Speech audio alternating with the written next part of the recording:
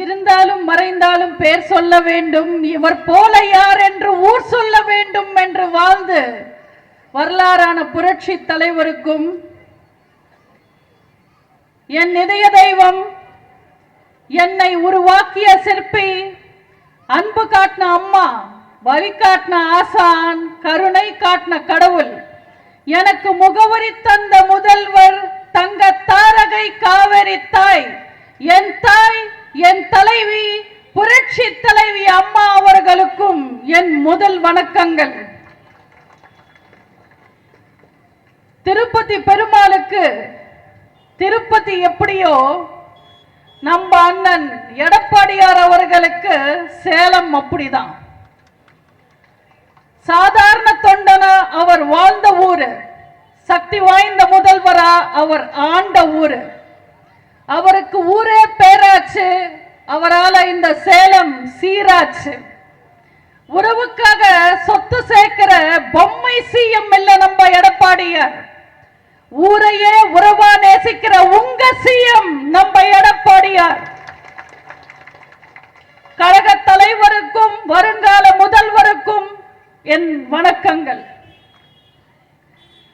சேரராஜாவோட தம்பி இளங்கோ அடிகள் தமிழ் வளர்ச்சிக்காக உழைச்சார். சேலம் ராஜா அண்ணன் எடப்பாடியாரோட தம்பி இளங்கோவன் அண்ணன் இந்த மாவட்டத்தில் அதிமுக வளர்ச்சிக்காக உழைக்கிறாரு. எனக்கு இந்த வாய்ப்பளித்த என் அன்பு சகோதரர், இந்த மாவட்ட மக்களின் அன்புக்கும் நம்பிக்கைக்கும் பாத்திரமானவர் அண்ணன் இளங்கோவன் அவர்களுக்கு என் வணக்கங்கள்.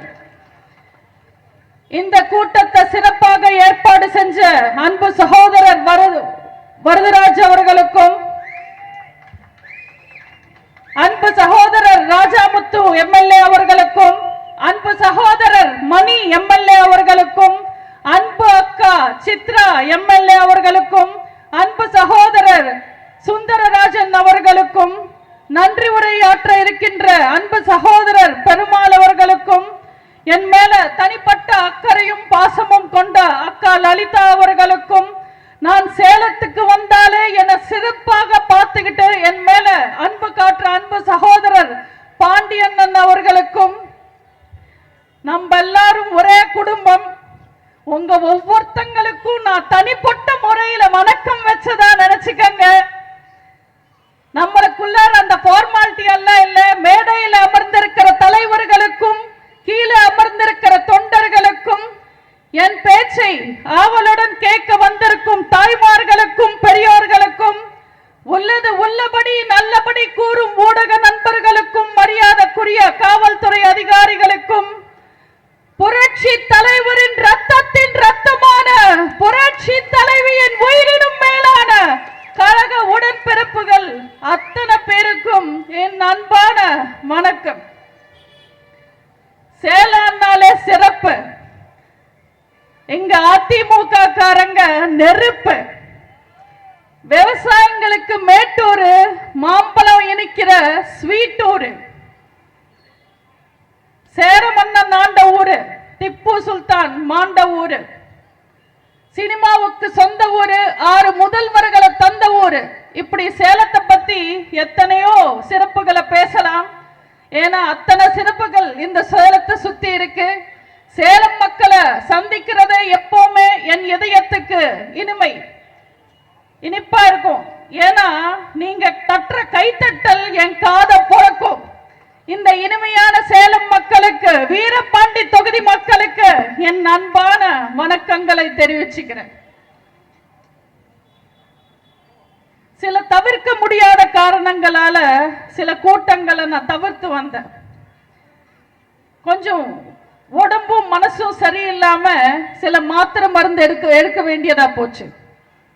அந்த நேரத்துல நம்ம அண்ணன் இளங்கோவன் அவர்கள் போன் பண்ணாங்க. சகோதரி, சேலத்துல மீட்டிங் இருக்கு, வந்துடுங்க அப்படின்னு கூப்பிட்டாரு. இந்த முறை வேற யாரையாவது வச்சு நடத்துங்கன்னு சொன்னேன். இல்ல இல்ல, நீங்க தான் வரணும், கிளம்பி வாங்கன்னு. இல்லைன்னு உடம்பு சரியா இல்லை, மாத்திரை மருந்தெல்லாம் சாப்பிட்ற சரியாகலன்னு சொன்னேன். அதுக்கு நம்ம அண்ணன், அதுக்கு தான்மா சேலத்துக்கு வர சொல்ற, உனக்கு மாத்திரை மருந்து அம்மா பத்தி பேச அதிமுக பேசுறது, திணிக்க திணிக்க திமுகவை திகட்ட திகட்ட திமுகவை திட்டுறதும் தான். உடனே சேலத்துக்கு கிளம்பி வாங்க, சேலத்துல கால் பட்டா எல்லாமே சரியாயிடும்னு சொன்னாரு. நான் ஒரு அரை மனசோட தான் இந்த மீட்டிங் ஒத்துக்கிட்டேன். ஆனா மீட்டிங்காக பாயிண்ட்ஸ் எடுக்க எடுக்க எனக்குள்ளார ஒரு தெம்பு வந்தது. அதுக்கப்புறம் சேலத்துல இறங்கி இந்த மேடையை பார்த்து இந்த மக்களை பார்த்ததுக்கு அப்புறம் கோடை விடுமுறை முடிச்சு ஸ்கூலுக்கு வந்த குழந்தை மாதிரி உற்சாகம் ஆயிட்டேன். இப்போ விந்தியா 2.0 வெர்ஷன் அப்டேட் ஆயிட்டேன்.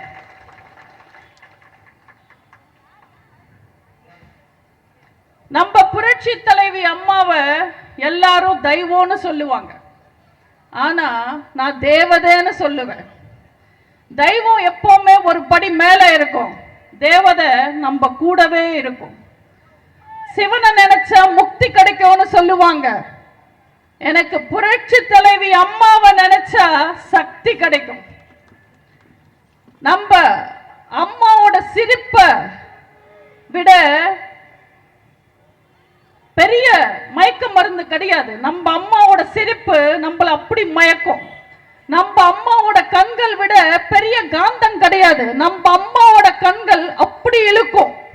நம்ம அம்மாவோட வார்த்தையை தவிர பெரிய வார்த்தை கிடையாது, அது நம்மள அப்படி கட்டி போடும். நம்ம அம்மாவோட அன்பு தவிர பெரிய அன்பு கிடையாது, அந்த அன்பு உன்னை ராஜா மாதிரி வச்சுக்கும். நம்ம அம்மாவோட விரலை விட சிறந்த விரல் கிடையாது, அந்த விரல் உன்னை சுட்டி காட்டினா உலகமே உன்னை திரும்பி பார்க்கும். அப்படி தேவதையா இருந்து தமிழ்நாட்டு மக்களை பார்த்துக்கிட்டவங்க நம்ம புரட்சி தலைவி அம்மா. அம்மா அண்ணா தமிழ்நாட்டுக்கு வரும், திமுகக்கு ஜுவரம். கோவப்பட்ட சிங்கம் குணத்துல தங்கம். அப்படிப்பட்ட அம்மாவோட பிறந்த நாள் வருஷத்துல ஒரே நாள் வரும், ஆனா அம்மாவோட நினைவுகள் என்னோட வாழ்க்கை முழுசா இருக்கும். ஹாப்பி பர்த்டே அம்மா. அம்மா பிறந்த நாள் கூட்டத்தில் பேசுற வாய்ப்பு கொடுத்த அண்ணன் இளங்கோவன் அவர்களுக்கு இன்னொரு முறை நன்றி சொல்லிக்கிறேன். அம்மாவின் ஆட்சி தமிழ்நாட்டின் பொற்கால ஆட்சி. 2016 234 தொகுதியிலையும் ரெட்டையில போட்டியிட்டது. அதுல 136 தொகுதியில ஜெயிச்சு மெஜாரிட்டி ஆட்சி அமைச்சாங்க அம்மா. தமிழ்நாட்டு சரித்திரத்திலேயே ஒரே சின்னத்துல 234 தொகுதியிலையும் ஒரே சின்னத்துல போட்டியிட்டு அவ்வளவு பெரிய மெஜாரிட்டியோட ஆட்சி அமைச்ச ஒரே கட்சி, ஒரே தலைவர் அம்மா மட்டும்தான். எவ்வளவு பெரிய வெற்றிக்கு காரணம் 3. 1 புரட்சி தலைவர், 2 ரெட்டேல, 3 புரட்சி தலைவி அம்மாதான். நம்ம அம்மாவோட உழைப்பு, நம்ம அம்மாவோட துணிச்சல், நம்ம அம்மாவோட திட்டமிடல், நம்ம அம்மாவோட தைரியம், நம்ம அம்மாவோட வீரம், நம்ம அம்மாவோட பண்பு, நம்ம அம்மா தமிழ்நாட்டு மக்கள் மேல வச்சிருந்த அன்புன்னு இந்த வெற்றிக்கு காரணம் அம்மா அம்மா அம்மான்னு 1000 காரணங்கள் சொல்லலாம். ஆனா எல்லாரும் அப்படியா? அத்தனை சாதனைகள் தமிழ்நாட்டில் செஞ்சிருக்காங்களா? பசி தீர்ந்த உடனே சோர் போட்ட தாயை மறக்கிறவங்களுக்கும், ஆட்சி பிடிச்ச உடனே ஓட்டு போட்ட மக்களை மறக்கிறவங்களுக்கும் சமாதிக்கு கூட இடம் கிடைக்காதுன்றது வரலாறு. ஆனா நம்ம அம்மா ஆட்சி கொடுத்த மக்களுக்கு கொடுத்த வாக்குறுதிகள் அத்தனையும் நிறைவேற்றினாங்க. சொல்லாததையும் தமிழ்நாட்டு மக்களுக்கு எவ்வளவோ செஞ்சாங்க நம்ம அம்மா. அம்மாவின் ஆட்சி மக்களுக்காக மக்களே தேர்ந்தெடுக்கப்பட்ட மகிழ்ச்சியான மன்னராட்சியா இருந்தது. எம்எல்ஏக்களும் மந்திரிகளும் தப்பு செய்ய பயந்தாங்க, எதிரிகள் எதிர்த்து நிற்க பயந்தாங்க. டெல்லி அரசு கேட்டதெல்லாம் கொடுத்தது, தேவையில்லாதது நம்ம அம்மாவே சொல்லி தடுத்தாங்க. மாணவர்களுக்கு விலையில்லா மடிக்கணினி கொடுத்தாங்க. ஏன்னா அப்பதான் படிப்பு வளரும்னு நம்ம அம்மாக்கு தெரியும். ஏழைங்களுக்கு உணவு கம்மியான விலையில கொடுத்தாங்க. ஏன்னா அப்பதான் உழைப்பு வளரும்னு நம்ம அம்மாக்கு தெரியும். கள்ளிப்பாலால பெண் குழந்தைங்க பலியாகிறாங்கன்னு பெண் குழந்தைங்களை காப்பாத்துறதுக்காக தொட்டில் குழந்தை திட்டத்தை கொண்டு வந்தாங்க. பெண் குழந்தைங்களை கொல்லாதீங்க, அரசாங்கமே அம்மாவா இருந்து வளர்க்கும்னு தைரியம் கொடுத்தாங்க. அந்த வருஷமே பெண் குழந்தைங்க பிறப்பு சதவீதம் அதிகமாயிடுச்சு. இன்னைக்கு எத்தனையோ பெண்கள் உயிரோட இருக்காங்கன்னா அது நம்ம அம்மா கொண்டு வந்த திட்டத்தால. மழைநீர் சேமிப்பு திட்டம் கொண்டு வந்தாங்க. அது கடுமையா கட்டாயப்படுத்தினாங்க. அன்னைக்கு மக்களுக்கு புரியல. ஆனா அதுக்கப்புறம் தமிழ்நாட்டுல தண்ணி குறையல. ஒரே ஒரு எம்பி சீட்டுக்காக மொத்த இனத்தையும் அடமானம் வச்சு அறிவாலயத்துல அடிமையா இருக்கிற தலித் தலைவர் திருமாவிலிருந்து எந்த ஜாதி கட்சி தலைவர்களும் யோசிக்காத ஒரு விஷயத்தை நம்ம அம்மா யோசிச்சாங்க. அதுதான் 69% இடஒதுக்கீடு. அத மத்திய அரசாங்கத்துக்கிட்ட கொண்டு போய் ஒத்துக்க வச்சு அதை கொண்டு வந்து சட்டமாக்குனாங்க. அதுக்கு மொத்த தமிழ்நாடு அம்மாவை பாராட்டி சமூக நீதியின் வீராங்கனைன்னு தமிழ்நாட்டு மக்கள் அம்மாவை தலையில வச்சு கொண்டாடினாங்க. இன்னைக்கு தமிழ் மொழிய கூட கண்டுக்காம இருக்கிற ஸ்டாலின் கனிமொழியை மட்டும் முன்னிறுத்திட்டு திமுக ஆட்சி காலத்துல பெண்கள் முன்னேறிட்டாங்கன்னு விளம்பரம் கொடுக்கறாங்க. ஆனா இந்தியாவிலேயே உள்ளாட்சி தேர்தல்ல பெண்களுக்கு 50% இடஒதுக்கீடு கொடுத்து ஆணும் பெண்ணும் சமம்னு பெண்கள் முன்னேற்றத்துக்காக பாடுபட்டவங்க அம்மா. 3 படி லட்சியம் 1 படி நிச்சயம்னு திமுக வாக்கு கொடுத்தாங்க. மக்களுக்கு அரிசி கொடுக்கிறோன்னு 39 வருஷம் ஆயும் அவங்களால அந்த வாக்குறுதி நிறைவேற்ற முடியல. கருணாநிதி ஆட்சிக்கு வந்ததுக்கு அப்புறம் 1 ரூபாய்க்கு 1 கிலோ அரிசி கொடுத்தாரு. அதுவும் புழுத்து போன அரிசி. தமிழ்நாட்டு மக்களால சாப்பிட முடியல. ரேஷன் கடையில வேற அரிசி இல்ல. மக்கள் படுற கஷ்டத்தை பார்த்து நம்ம அம்மா ஆட்சிக்கு வந்த உடனே தரமான அரிசி 20 கிலோ அரிசி விலை இல்லாம கொடுத்தாங்க மக்களுக்காக. இப்படி மக்களுக்கு பார்த்து செஞ்சதுனால அம்மாக்கு எதிரா கருணாநிதி மாதிரி 1000 சகுனிகள் வந்தாலும் அம்மான்ற ஒரு சாணக்கியர் கிட்ட தோத்துக்கிட்டே இருந்தாங்க. தோக்கடிக்க முடியாத சக்தியா அம்மா விஸ்வரூபம் எடுத்தாங்க. அதுக்கு ஒரே காரணம் மக்களால் நான் மக்களுக்காகவே நான் நம்ம அம்மா வாழ்ந்தாங்க. ஆனா கருணாநிதி புரட்சி தலைவரால் நான் என் பிள்ளைங்களுக்காகவே நான் வாழ்ந்தார். கருணாநிதிக்கு அப்புறம் வந்த ஸ்டாலின் என் அப்பாவால நான் என் மகனுக்காகவே நான் வாழ்றாரு. இப்படிப்பட்ட குடும்ப தலைவர்கள் எல்லாம் நாளைக்கு இந்த மண்ணை விட்டு மறைஞ்சாலும் சிலைகள்லையும் சமாதிகள்லையும் தான் இருப்பாங்க. ஆனா மக்களுக்காக வாழ்ந்த புரட்சி தலைவரும் புரட்சி தலைவியும் மக்களோட எண்ணங்கள்லையும் இதயங்கள்லையும் வாழ்ந்துகிட்டே தான் இருப்பாங்க. அவங்க உடல் மறையலாம், ஆனா புகழ் மறையவே மறையாது. அம்மாவின் ஆட்சி மறுபடியும் அண்ணன் எடப்பாடியார் அவர்களின் தலைமையில் அமையும். அப்போதான் நம்ம அம்மாவோட ஆன்மா சாந்தி அடையும். அம்மாக்கு அப்புறம் அண்ணனா இருந்து நம்ம இயக்கத்தை காத்து நிக்கிற எல்லை சாமி நம்ம அண்ணன் எடப்பாடியார். இது 100% உண்மை. கண்ணு கெட்டின தூரம் வரைக்கும் எதிரிகளே இல்லாம ஒளிச்சு கட்டி சிங்கம் மாதிரி வாழ்ந்த நம்ம அம்மாவை அவங்க பின்னாடி நின்னுகிட்டு இருந்த சில நரிகள் கிட்ட இருந்து நம்மளால காப்பாற்ற முடியல. அந்த ஓய நாய்கள் சதியால நம்ம அம்மாவை இழந்துட்டோம். இன்னொரு இழப்ப இந்த இயக்கம் தாங்காது. அதனால நம்ம அண்ணன் எடப்பாடியார் முதல்ல துரோகிகளை ஒளிச்சு கட்டினாரு, அப்புறம் எதிரிகளை பந்தாடுறாரு. எத்தனையோ பேர் நம்ம அண்ணன் எடப்பாடியார் கிட்ட வந்து சொன்னாங்க, சில துரோகிகளை மன்னிச்சிடுங்க, கூட வச்சுக்கங்க, சேர்த்துக்கங்கன்னு.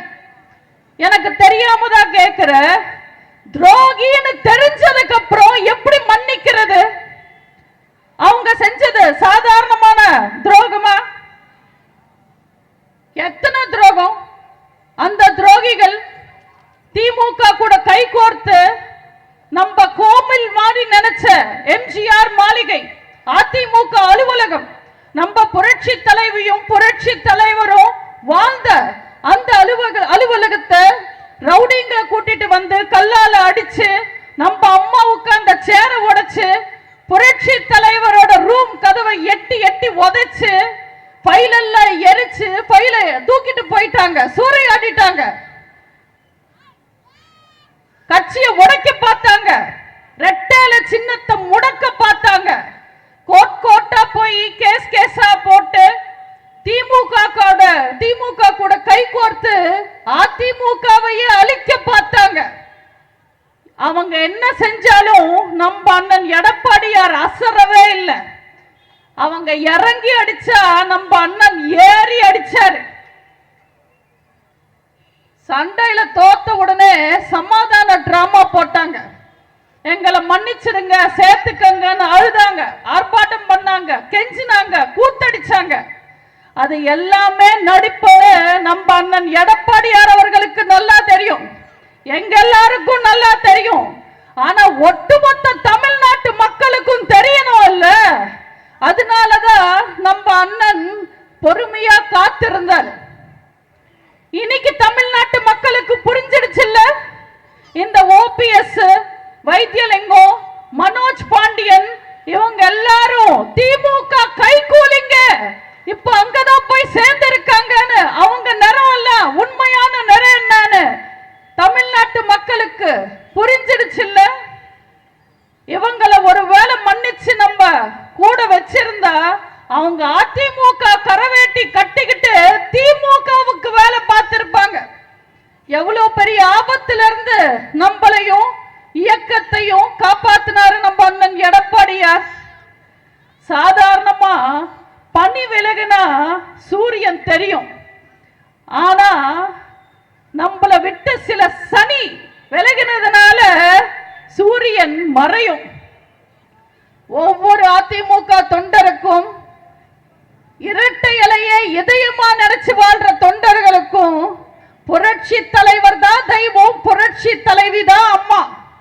ஒவ்வொரு அடிமட்ட தொண்டனும் அவ்வளவு விசுவாசமா இருப்பான். ஆனா எம்எல்ஏ பதவியிலிருந்து முதலமைச்சர் பதவி வரைக்கும் மொத்த பிச்சையும் அதிமுக வாங்கிக்கிட்டு புரட்சி தலைவரும் புரட்சி தலைவியும் உயிரோடு இருக்கிற கடைசி நிமிஷம் வரைக்கும் அவங்க புகழ கலங்கப்படுத்தணும்னு நினைச்ச, அசிங்கப்படுத்தணும்னு நினைச்ச எதிரி திருட்டு திமுக கூட போய் எப்படி இவங்க எல்லாம் கை கோர்த்து நிக்கிறாங்க? அவ்வளவு பதவி ஆசை, அவ்வளவு பதவி வெறி, அவ்வளவு பண வெறி. இவங்க எல்லாரையும் மக்கள் மன்னிக்க மாட்டாங்க.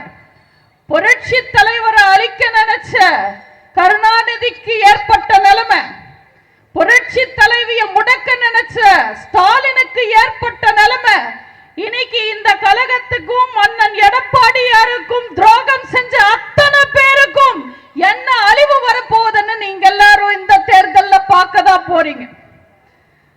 நாங்க ஒட்டடை அடிக்க கூட உதவாதுன்னு ஒதுக்கி வச்ச விளக்குமாறெல்லாம் வெட்டி வேறன்னு நினைச்சுக்கிட்டு கழுத்துல போட்டுக்கிட்டு சுத்துறாங்க ஸ்டாலினும் திமுகவும். இதுல சேகர் பாபு சொல்றாரு, எதிரியோட பொருள் எடுத்து எதிரிய போடணும்னு. ஐயா திமுக பூச்சாண்டிங்கள, நீங்க தூக்கிட்டு போயிருக்கிறதெல்லாம் அதிமுகவோட வெப்பன்ஸ் இல்ல, நாங்க ஒளிச்சு கட்டின பஃபூன்ஸ். ஆதாயத்துக்காகவும் அரசியல் லாபத்துக்காகவும் சம்பாதிச்ச சொத்தை பாதுகாக்கிறதுக்காகவும் இப்படி அசிங்கமான செயல் செய்யறாரு ஓபிஎஸ். இப்படி கேவலமான ஒரு செயல் செஞ்சுட்டு எதிரி திமுக கூட கையை கோர்த்து அவர் செஞ்ச அசிங்கத்தை மறைக்கிறதுக்கு 1000 காரணம் சொல்றாரு. அதுல ஒண்ணு எடப்பாடி எதிர்ப்பு. என்ன கட்சி பொறுக்க சொல்றாரு. 4 வருஷமா நான் தனியா இருந்தேன். 4 வருஷமா தானே தனியா இருந்தீங்க. 40 வருஷம் அதிமுகவோட சொத்தை தானே சுரண்டி தின்னீங்க. அதெல்லாம் உங்க உடம்புல ஒட்டலையா? ஒருவேளை சோறு போட்டாலே உசுர கொடுக்கிறவன் மதுரைக்காரன். அந்த ஊரோட பேரையே கெடுத்துட்டாரு. தூக்கு கயிறையும் மாலையையும் சமமா பார்க்கிறவன் தான் உண்மையான அரசியல்வாதின்னு சொன்னாரு தேவரையா. தேவரையா பேரை சொல்லி பொழப்பு நடத்துற ஓபிஎஸ் அவர் சொன்ன எந்த ஒரு விஷயத்தையும் செய்யாம எதிரி திமுக கூட கைய கோர்த்து இன்னைக்கு அவரோட இனமானத்தையும் இனப்பேரையும் கெடுத்துட்டார். இத்தனை துரோகிகளையும் உங்களோட துணையோட, புரட்சி தலைவரோட கொள்கையோட, புரட்சி தலைவியோட ஆசையோட இத்தனை துரோகிகளையும் நாங்க இந்த தேர்தலில் தோக்கடிக்க போறோம். இதுல ஓபிஎஸ் ஒரு ஸ்டேட்மெண்ட் விடுறாரு. இதுல ஓபிஎஸ் ஒரு ஸ்டேட்மெண்ட் விடுறாரு. என் தாய் கழகத்திலேயே நான் இணைஞ்சிட்டேன். ஏதோ அவரோட அம்மா அவர் அறிவாலயத்திலே பொட்டு போட்ட மாதிரி. நான் 21 வருஷமா இந்த இயக்கத்துல இருக்கேன். அவர் மாதிரி வட்டம், மாவட்டம், எம்எல்ஏ, மந்திரி என்ற எந்த பதவியும் நான் அனுபவிக்கல. எந்த ஆதாயத்தையும் நான் எதிர்பார்க்கல. அம்மா வளர்ப்புல வளர்ந்த என்னால ஒரு நாள் கூட கருணாநிதிய கலைஞர்னு என்னால கூப்பிட முடியாது. இந்த இயக்கத்துல அத்தனை விஷயங்களையும் அனுபவிச்ச ஓபிஎஸ் இன்னைக்கு கலைஞர் தளபதி, குட்டி தளபதி, குட்டி குட்டி தளபதி குனிஞ்சு நிக்கிறாரு. இதுக்கு அவர் உடம்பு கூசல. இதுல புதுசா திமுக கரவேட்டி கட்டிக்கிட்டு சுத்துறார். பெருமையா அவரோட கார்ல இருந்த அம்மாவோட போட்டோ கழட்டிட்டு ஸ்டாலின் போட்டோ வைக்கிறாரு. கேட்ல இருந்து ரெட்டையால சின்னத்தை உடைச்சு எடுத்துடுறாங்க. கார்ல யார் போட்டோ வேணும்னாலும் வைக்கலாம், ரெட்டையால சின்னத்தை உடைக்கலாம். ஆனா நீ உட்கார்ந்துகிட்டு இருக்கிற காரு, அந்த கேட் இருக்கிற வீடு, நீ போட்டுக்கிட்டு இருக்கிற டிரஸ், நீ சாப்பிடுற சோறு இந்த அதிமுக போட்டது, எங்க அம்மா போட்டது. இதை யாராலையும் மறுக்க முடியாது. இல்ல யார் இது? எல்லாரும் ஒத்துக்கிறீங்க இல்லம்மா? இங்கதானே சாப்பிட்டாரு, இங்கதானே சுரண்டி சாப்பிட்டாரு. ஒரு நாள் கரவேட்டி கட்டிட்டா என்ன நீங்க திமுக சொத்தாயிடுவீங்களா? எங்க அம்மா போட்ட பிச்சை டீ கடை பன்னீர்செல்வம் ஓபிஎஸ் எப்படி ஆனாரு? உங்களுக்கு அந்த அதிகாரம் யார் கொடுத்தாங்க? எங்க அம்மா கொடுத்தாங்க. இந்த அதிமுக கொடுத்துருச்சு. இவ்வளவு அசிங்கமான பொழப்பு பொழைக்கிறதுக்கு பதிலா கை எச்சில் பட்டாலும் பரவாயில்லன்னு நாக்கு புடிங்கிட்டு சாகலாம். ஆனா அவருக்கெல்லாம் உரைக்காது. ஏன்னா அவர் ஓபிஎஸ் ஒன்லி ப்ராஃபிட் ஷேரிங், அரசியல் லாபம் தவிர வேற எதையும் யோசிக்காத அழுக்கான அரசியல்வாதி. இப்ப திமுக வருவன கமல்ஹாசன் கட்சி ஆரம்பிச்சுட்டு போன எலெக்ஷன்ல என்ன பண்ணாரு? தேர்தல் சமயத்துல கேட் வாசல்லையே உட்கார்ந்தாரு. ஏன்னா கூட்டணிக்கு ஆள் இல்ல. அதனால பால்காரன், தபால்காரன் வர்றவங்க போறவங்களுக்கு எல்லாம் 2 சீட்டு, 5 சீட்டு, 10 சீட்டு, 20 சீட்டுன்னு கொடுத்து கலக்கிக்கிட்டு இருந்தார். அந்த கமல்ஹாசன் கால் வச்ச நேரமோ என்னமோ திமுக ஸ்டாலினுக்கும் அதே கதிதான். இப்ப அறிவாலயத்துக்கு யார் போனாலும் சரி 2 சீட்டு வச்சுக்க, 4 சீட்டு வச்சுக்க, 6 சீட்டு வச்சுக்கன்னு அள்ளி தராரு. அறிவாலயம் பக்கத்துல போனாலே 2 சீட்டு. அதனால சென்னையில ஸ்விக்கி, ஜொமேட்டோக்காரங்க கூட அந்த பக்கம் போமாட்டேன்றாங்க. நீங்க வட சென்னையில பாத்தீங்கன்னா இந்த பர்மாக்காரங்க கலர் கலரா லுங்கி போட்டுக்கிட்டு சுத்துவாங்க. ஒரு நாள் ஒரு பர்மாக்காரர் தெரியாம சேகர் பாபு வீட்டு முன்னாடி நடந்துட்டார். அந்த கலர் கலர் லுங்கிய பார்த்த சேகர் பாபு, இது ஏதோ புது கட்சி கரவேட்டி போல இருக்கு, புது கட்சி ஆரம்பிச்சிருக்காங்க போல இருக்குன்னு அவனை அறிவாலயத்துக்கு கூட்டிட்டு போய் 2 சீட்டு வாங்கி கொடுத்துட்டாங்க. அவ்வளோ பயத்துல இருக்கு அறிவாலயம். சுப்பிரமணியபுரம் படத்துல ஒரு டைலாக் வரும், மரண பயத்தை காட்டிட்டா பரவான்னு. அந்த மாதிரி 5 வருஷம் நல்லாட்சி நடத்திருந்தா ஸ்டாலினுக்கு எதுக்கு இந்த பொழப்பு? இன்னைக்கு என்ன நிலைமை? பழைய காங்கிரஸ்ல இருந்து புதிய தமிழகம் வரைக்கும் ஸ்டாலின் கண்ணில் வரல் விட்டு ஆட்டுறாங்க. திமுக மட்டும் இலங்கை தமிழர்களை சாகடிக்கலன்னா காங்கிரஸ் கழட்டி விட்டு இருக்கலாம். உழைப்பாளர்கள் வயிற்றுல அடிக்காம இருந்திருந்தா, வாக்குறுதிகளை நிறைவேற்றிருந்தா கம்யூனிஸ்ட கழட்டி விட்டு இருக்கலாம். சமூக நீதியை காப்பாத்திருந்தா திருமாவை கழட்டி விட்டு இருக்கலாம். இந்துக்களையும் இந்து கடவுள்களையும் கேவலமா பேசாம இருந்திருந்தா சின்ன சின்ன மத கட்சிகள் எல்லாத்தையும் கழட்டி விட்டு இருக்கலாம். அவ்வளோ ஏன் திமுக கட்சிக்காரங்களை நம்பி அவங்களை வளர்த்திருந்தா அதிமுக அல்லக்கைங்க எல்லாரையும் கழட்டி விட்டு இருக்கலாம். ஆனா இது எதுவுமே செய்யாம வெறும் கூட்டணி கட்சிக்காரங்களை நம்பி எத்தனை நாளைக்கு தான் ஸ்டாலின் அரசியல் பண்ண போறாரு? 5 மூட்டை தூக்குறவங்க கூட 10 மூட்டைக்கு மேல தூக்க மாட்டாங்க. ஆனா இந்த ஸ்டாலின் ஒவ்வொரு தேர்தலையும் 10-15 கூட்டணி கட்சிகளை தூக்கும் போது எனக்கே பாவமா தான் இருக்கு. திமுக இருக்கிற மந்திரிங்களே ஊழல் ஸ்பெஷலிஸ்ட். ஆனா அடுத்த கட்சியில இந்த ஆளை தூக்கும் போதும் கூட ஏன் ட்ரெயின்டு ஊழல்வாதிகளா ஸ்டாலின் தூக்குறாருன்னு எனக்கு தெரியல. ஏற்கனவே திமுக இருக்கிற மந்திரிங்க பேசுற பேச்சுல ஸ்டாலினுக்கு தூக்கம் கெட்டு போச்சு. இதுல அவங்க கூட ஓபிஎஸ் வேற நல்லா பேசுவாரு. இதுக்கு மேல ஸ்டாலின் நல்லா தூங்குவாரு. ஓபிஎஸ் ஒரு ரிப்போர்ட்டர் கேட்டிருக்காங்க, எதுக்குங்க திமுக சேர்ந்தீங்கன்னு. எடப்பாடியார் அதிமுக அழிச்சிடுவாருன்னு சொன்னார். சரி, நீங்க திமுக சேர்ந்து என்ன செய்ய போறீங்கன்னு கேட்டா நான் அதிமுக அழிச்சிடுவேன்னு சொன்னார். இப்படி வந்ததும் சரியில்லை, வாச்சதும் சரியில்லைன்னு தவியா தவிக்கிறாரு ஸ்டாலின்.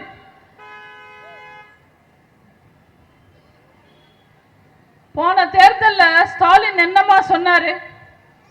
திமுக ஆட்சிக்கு வந்தா பெட்ரோல் விலை குறைப்ப, டீசல் விலை குறைப்ப, பருப்பு விலை குறைப்ப, பால் விலை குறைப்பேன்னு சொன்னாரு. குறைச்சாரா? கடன் தள்ளுபடி, விவசாய கடன், பயிர் கடன், நகை கடன், எல்லா தள்ளுபடி, எல்லா கடனும் தள்ளுபடி செய்யறோம்னு சொன்னார். இல்ல செஞ்சாரா? இந்த முறை நீங்க எங்களை நம்பி ஓட்டு போடுங்க, ரெட்டாளுக்கு ஓட்டு போடுங்க, அம்மாக்கு ஓட்டு போடுங்க, அண்ணன் எடப்பாடியாருக்கு ஓட்டு போடுங்க. நாங்க திமுகவை தள்ளுபடி செய்வோம், நீங்க எல்லாரும் நிம்மதியா வாழலாம். மக்களுக்கு எத்தனை பொய் வாக்குறுதிகள், எத்தனை பொய்யான விளம்பரங்கள், அதை கொடுப்போம் இதை கொடுப்போம் ஆட்சிக்கு வந்து எதுவுமே கொடுக்காம ஏமாத்துறாங்க. பொன் வைக்கிற இடத்துல பூ வைக்கிற மாதிரி இவங்களை போய் நம்பலாமா? 5 வருஷத்துல ஒண்ணுமே செஞ்சு கிழிக்கலையா? எதுல இன்னொரு 5 வருஷம் கொடுத்தா கிழிச்சது வராமா? இது எப்படி இருக்குன்னா, மாடி ஏறி மாங்காய் பறிக்க துப்பு இல்லையா, இவர் மலேசியா போய் மங்குஸ்தான் பறிப்பாராமா. இவங்க எல்லாரையும் என்னங்க பண்றது? 5 வருஷத்துல திமுக எத்தனை ஊழல் செஞ்சது? ஒவ்வொரு வாட்டி திமுக ஆட்சி கொடுக்கும் போது அவங்க ஆட்சி முடிக்கிறதுக்குள்ள எத்தனை ஊழல் செய்வாங்க?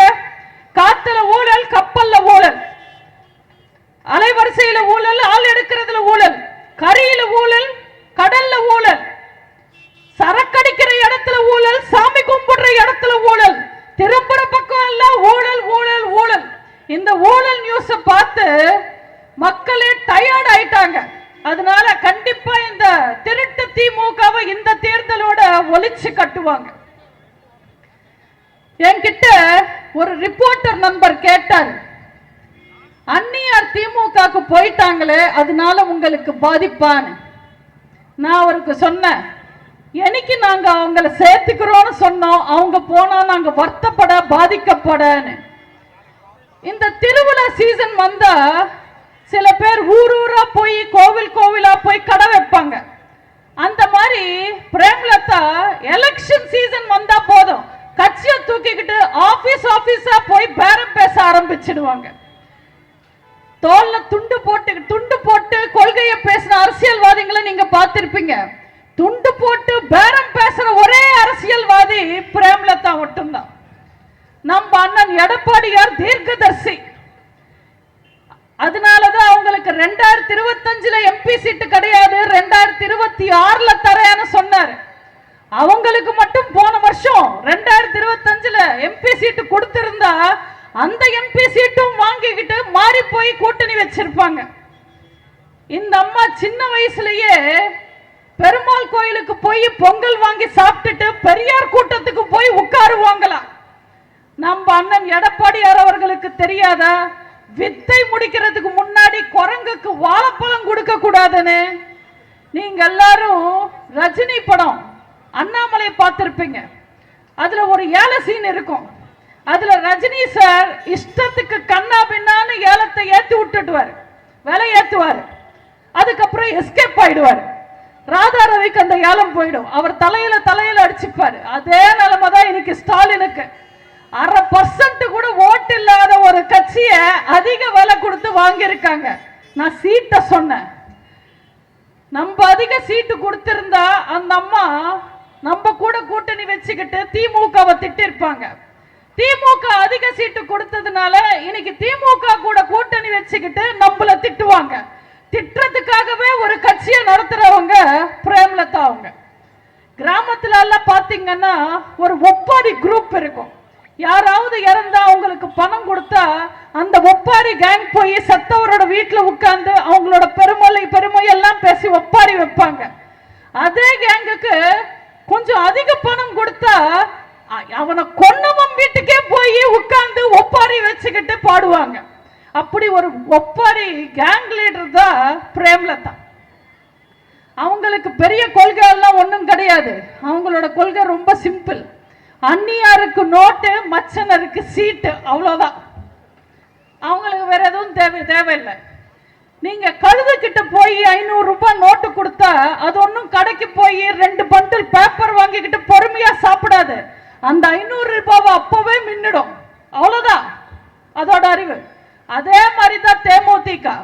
அவங்களுக்கு எதுக்கு எவ்வளவு மதிப்பு எவ்வளவு மரியாதைன்றது அவங்களுக்கு தெரியாது. நல்ல வேலை இதெல்லாம் பார்க்காம கேப்டன் சார் சீக்கிரமா போயிட்டார். ஏன்னா நல்லவங்க சீக்கிரமா போயிடுவாங்க கொடுமைகளை பார்க்காம. தமிழனா பிறக்கணும்னா பெரிய தவம் இருக்கணும்னு சொல்லுவாங்க. ஆனா இன்னைக்கு என்ன நிலைமை? அமேசான் காட்டுல கூட வாழலாம், ஆனா தமிழ்நாட்டில் வாழவே முடியாத ஒரு நிலைமை. இதை நான் மிகைப்படுத்த சொல்றேன்னு நினைக்காதீங்க, இதுதான் உண்மையான நிலவரம். எனக்கு தெரிஞ்சவருக்கு நடந்த ஒரு விஷயத்தை சொல்றேன். எனக்கு தெரிஞ்சவர் அவரோட பையனை ஸ்கூல்ல டிராப் பண்றதுக்கு போயிருக்காரு. அன்னைக்கு ஸ்கூல் இல்லை, ஏன்னா டீச்சர்ஸ் போராட்டம். சரி, பையனை வீட்டுக்கு கூட்டிட்டு வந்து படிக்க வைக்கலான்னு வீட்டுக்கு கூட்டிட்டு வந்தா வீட்டில் ஒரே சூடு, கரண்ட் இல்லை, ஏன்னா இபி ஊழியர்கள் போராட்டம். சரி, வாசல்ல உட்கார வச்சு படிக்க வைக்கலான்னு வாசலுக்கு கூட்டிட்டு வந்து உட்கார வச்சா ஒரே குப்பை நாத்தம் தாங்க முடியல, ஏன்னா தூய்மை பணியாளர்கள் போராட்டம். அந்த குப்பை நாத்தத்தை தாங்க முடியாம அந்த பையன் வாந்தி எல்லாம் எடுத்து மயக்கம் போட்டு விழுந்துட்டான். ஐயோ குழந்தை மயக்கம் போட்டுடுச்சுன்னு ஒரு லைம் ஜூஸ் பண்ணி கொடுக்கலான்னு உள்ள போய் ஜூஸ் போட போனா வீட்டுக்குள்ள சர்க்கரை இல்லை, ஏன்னா ரேஷன் கடை ஊழியர்கள் போராட்டம். சரி, குழந்தைய ஆஸ்பத்திரிக்கு தூக்கிட்டு போலான்னு வாசலுக்கு வந்தா ரோட் பிளாக், ஏன்னா அரசு ஊழியர்கள் போராட்டம். சரி, பக்கத்து சந்தில இருந்து போய் பஸ் ஏறி போயிடலான்னு பஸ் ஸ்டாண்டுக்கு வந்தா பஸ் இல்ல, ஏன்னா ஒப்பந்த ஊழியர்கள் போராட்டம். எப்படியும் அந்த குழந்தைய தூக்கிக்கிட்டு ஜிஹெச்சுக்கு போய் சேர்த்துனா அங்க பாக்குறதுக்கு நர்ஸ் இல்ல, டாக்டர் இல்ல, ஏன்னா நர்ஸ் வேலைக்காக போராடுறாங்க, டாக்டர் சம்பளத்துக்காக போராடுறாங்க. சரி, பிரைவேட் ஆஸ்பத்திரிக்காவது கூட்டிட்டு போலாம், ஆம்புலன்ஸ கூப்பிடலான்னு போன் பண்ணா ஆம்புலன்ஸ் இல்ல, ஏன்னா ஆம்புலன்ஸ் ஒப்பந்ததாரர்கள் போராட்டம்.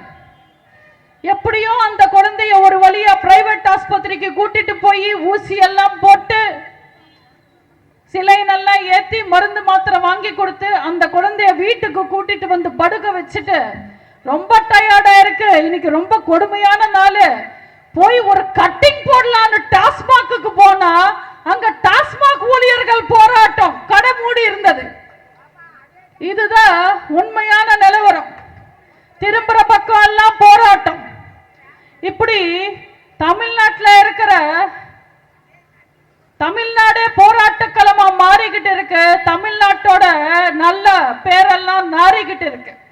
தமிழ்நாடு மறுபடியும் தலை நிமிர்ந்து வரணும்னா அதிமுக ஆட்சிக்கு வரணும், எடப்பாடியார் முதல்வர் ஆகணும். அப்பதான் தமிழ்நாட்டுக்கும் தமிழர்களுக்கும் நல்ல நிலைமை வரும். இந்த 5 வருஷ விடியல் ஆட்சியில நம்ம எத்தனையோ செய்திகள் எத்தனையோ சம்பவங்கள் எல்லாம் பார்த்திருக்கோம். எந்த செய்தி வந்தாலும் எந்த சம்பவம் நடந்தாலும் எந்த கொடுமை வந்தாலும் தமிழ்நாட்டில் இருக்கிற ஒவ்வொருத்தங்களும் பேசுற வார்த்தை இப்ப மட்டும் அந்த அம்மா இருந்திருக்கணும். கள்ளச்சாராயம் குடிச்சு செத்தாங்க, அந்த செத்தவனுக்கு 10 லட்சம் கொடுத்தாங்க, இப்ப மட்டும் அந்த அம்மா இருந்திருக்கணும். திமுக தட்டி கேட்க ஆள் இல்லாம மந்திரிங்க இஷ்டத்துக்கு ஊழல் பண்றாங்க, இப்ப மட்டும் அந்த அம்மா இருந்திருக்கணும். பெண்களுக்கும் பெண்களுக்கு எதிரான குற்றங்கள் விலைவாசி விட அதிகமா உயர்ந்துகிட்டு இருக்கு, இப்ப மட்டும் அந்த அம்மா இருந்திருக்கணும். தெருக்கு 4 கட்சி ஆரம்பிச்சவெல்லாம் நான் தான் அடுத்த எம்ஜிஆர் என்றா, இப்ப மட்டும் அந்த அம்மா இருந்திருக்கணும். கரூர்ல 41 பேர் நசுங்கி செத்தாங்க, வர வச்ச விஜயும் வேடிக்கை பார்த்தா, ஆட்சி பண்ற திமுகவும் வேடிக்கை பார்த்தது, இப்ப மட்டும் அந்த அம்மா இருந்திருக்கணும். கர்நாடகால அணை கட்டுறாங்க, கேரளால அணை கட்டுறாங்க. இந்த திமுக அரசாங்கம் கண்ணை கட்டி வாயை கட்டி வேடிக்கை பார்க்கறாங்க, இப்ப மட்டும் அந்த அம்மா இருந்திருக்கணும். போலீஸ் ஸ்டேஷன்ல இருந்து மார்க்கெட் வரைக்கும் ரவுடிங்க ராஜ்யம் ஆயிடுச்சு இன்னைக்கு தமிழ்நாட்டுல, இப்ப மட்டும் அந்த அம்மா இருந்திருக்கணும். இப்படி அந்த அம்மா இருந்திருக்கணும், அம்மா இருந்திருக்கணும், அம்மா இருந்திருக்கணும்னு எல்லாம் பேசுறாங்க. அந்த அம்மா இருந்திருக்கணும்னா போன தேர்தலில் திமுகவுக்கு ஓட்டு போட்ட அத்தனை பேரும் சும்மா இருந்திருக்கணும். அப்போ அம்மா மாதிரி நம்ம அண்ணன் எடப்பாடியார் இருந்து ஒரு தாய்மானவரா நம்ம எல்லாருக்கும் நல்ல ஆட்சி கொடுத்திருப்பாங்க. இந்த தேர்தல், இந்த 2021 தேர்தல் ஒரு யுத்தம். ஏதோ அம்மா சமாதியில ஆரம்பிச்சு அறிவாலயத்தில் முடிஞ்ச ஓபிஎஸ் ஓட டிராமா யுத்தம் மாதிரி கிடையாது. மக்கள் விரோத ஸ்டாலினுக்கும் மக்களில் ஒருவரான எடப்பாடியாருக்கும் நடக்கிற யுத்தம். இன துரோகி திருமாவோடையும் இயக்க துரோகி ஓபிஎஸ் ஓடையும் கணவரோட கொள்கை வித்த குல துரோகி பிரேமலதாவோடையும் அறிவால ஸ்டாலின் வீட்டுல இளநீர் வெட்டவும் ஆணிய சுத்திய அறிவாலயத்துல ஆணி அடிக்கவும் அடமானம் வச்ச உழைப்பாளர்களின் துரோகி கம்யூனிஸ்டுக்கும் தமிழன் சாகும் போது தமிழ்நாட்டை வித்த போதும் கூட நின்று உதவி பண்ண பரம்பர துரோகி ஸ்டாலினோடையும் இந்த மக்கள் விரோத கூட்டத்துக்கு தலைமை தாங்குற ஸ்டாலினோடையும் நம்ம அண்ணன் எடப்பாடியார் போடுற யுத்தம். புரட்சி தலைவரோட குணத்தோடும் கொள்கையோடும் புரட்சி தலைவியோட வீரத்தோடும் விவேகத்தோடும் 4 வருஷம் நல்லாட்சி தந்து இயக்கத்தை காப்பாத்தின அனுபவத்தோடும் நம்ம அண்ணன் எடப்பாடியார் போடுற யுத்தம்.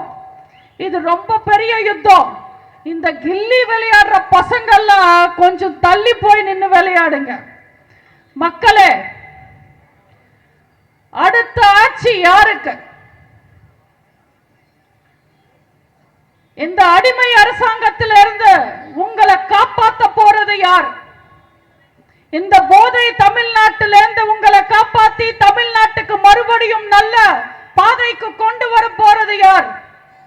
பெண்களுக்கு பாதுகாப்பு கொடுத்து தமிழ்நாட்டு பெண்கள் மறுபடியும் சுதந்திரமா நடவாறு ஒரு வாக்குறுதி கொடுக்க போறது யார்? தமிழ்நாட்டு மக்கள் தன்மானத்தோட வாழ உங்களுக்கு உத்தரவாதம் கொடுக்க போறது யார்? கொடுத்த வாக்குறுதியால எல்லாத்தையும் நிறைவேற்ற போறது யார்?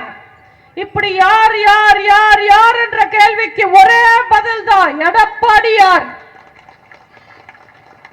இந்த தேர்தல்ல நல்லா யோசிச்சு ஓட்டு போடுங்க. இந்த தேர்தல்ல உங்களோட ஓட்டு யாருக்கு? மாணவர்களின் வாழ்க்கையில் விளக்கேத்தின எடப்பாடியாருக்கா? மாணவர்கள் வாழ்க்கையில் விளக்கேத்தின எடப்பாடியாருக்கா? ஈபி விலையாத்தி வேத்தி தமிழ்நாட்டையே இருட்டாக்குன ஸ்டாலினுக்கா? கண்டபடி கடன் வாங்காம மக்களுக்கு நல்லாட்சி கொடுத்த எடப்பாடியாருக்கா? கடன் மேல கடன் வாங்கி தமிழ்நாட்டையே அடமானம் வச்ச ஸ்டாலினுக்கா? பெண்களை பாதுகாத்து பெண்களை தேவதைகளா பார்த்த எடப்பாடியாருக்கா? தெருக்கு தெரு 7 வயசு குழந்தையிலிருந்து 70 வயசு பாட்டி வரைக்கும் வன்கொடுமை செஞ்சுக்கிட்டு இருக்கிற ஆள தெரியாத ஸ்டாலினுக்கா? கொரோனா காலத்துல டாஸ்மாக் மூடின எடப்பாடியாருக்கா? விலைவாசி ஏற காலத்துல அம்மா உணவகத்தை மூடின ஸ்டாலினுக்கா? 7.5% இடஒதுக்கீடு கொடுத்து அரசு பள்ளி மாணவர்களை டாக்டர் ஆக்கி அழகு பார்த்தின எடப்பாடியார? தெருக்கு தெரு கஞ்சா வித்து ஸ்கூல் குழந்தைங்களை போதைக்கு அடிமையாக்கி குற்றவாளிகளாக்குற இந்த ஆள தெரியாத அரசாங்கத்தின் முதல்வர் ஸ்டாலினுக்கா? எந்த ஆதாயமும் இல்லாம 50 லட்சம் மடிக்கணினி கொடுத்த அண்ணன் எடப்பாடியாருக்கா? பெண்களுக்கு தாலிக்கு தங்கம் நிறுத்தி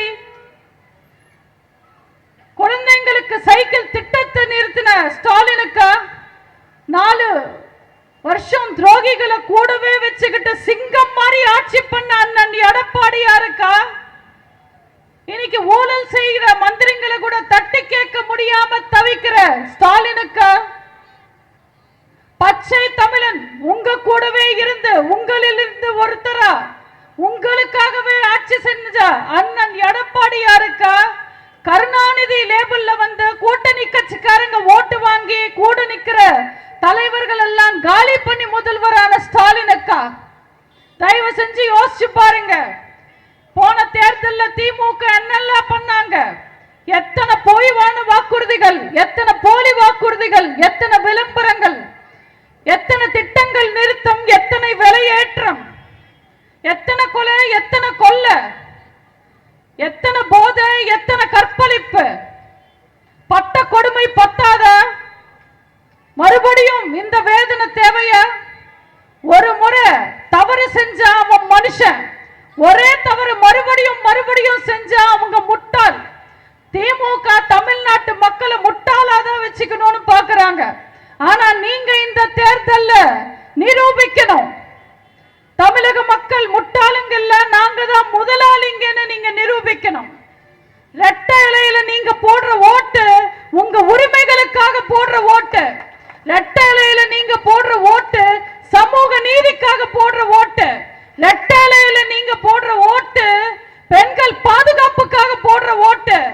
ரெட்டை இலையில நீங்க போடுற ஓட்டு தமிழன் தன்மானத்துக்காக போடுற ஓட்டு.